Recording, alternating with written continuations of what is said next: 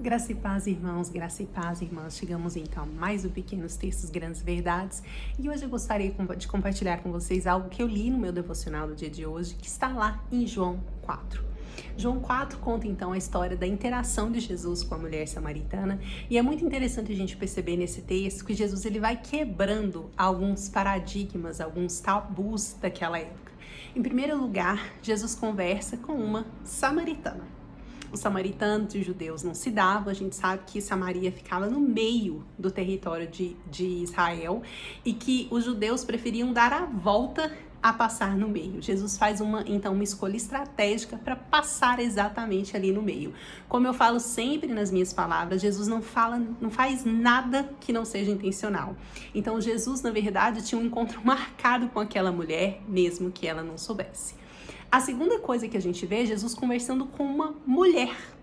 E isso causa, inclusive, uma certa estranheza nos discípulos. E a gente vai ver isso, né, quando a gente lê o texto de João 4, ao longo do texto. Mas a gente vê também a destreza, a habilidade de Jesus para conversar com aquela mulher. E começa, né, com Jesus pedindo água para ela. E aí a gente vai ver, então, no versículo 10 que ele fala para ela: se ao menos você soubesse que presente Deus tem para você e com quem você está falando, você me pediria e eu lhe daria água viva. E aí a gente vê aqui então que Jesus ele suscita essa sede nessa mulher. E aí da maneira como eles vão interagindo, Jesus fala a respeito dos relacionamentos dela, né? E ela enxerga em Jesus um profeta, e aí ela simplesmente lança para Jesus uma pergunta teológica. Ela pergunta para ele, fala para ele o seguinte, o versículo 20. Então, diga-me, por que os judeus insistem que Jerusalém é o único lugar de adoração, enquanto nós, os samaritanos, afirmamos que é aqui, no Monte Gerizim, onde os nossos antepassados adoraram? E aí Jesus continua no versículo 21. Jesus respondeu: creia em mim, mulher, está chegando a hora em que já não importará se você adora ao Pai neste monte ou em Jerusalém. Pulando para o versículo 23, mas está chegando a hora, e de fato já chegou, em que os verdadeiros adoradores adorarão ao Pai em espírito e em verdade. O Pai procura pessoas que o adorem desse modo.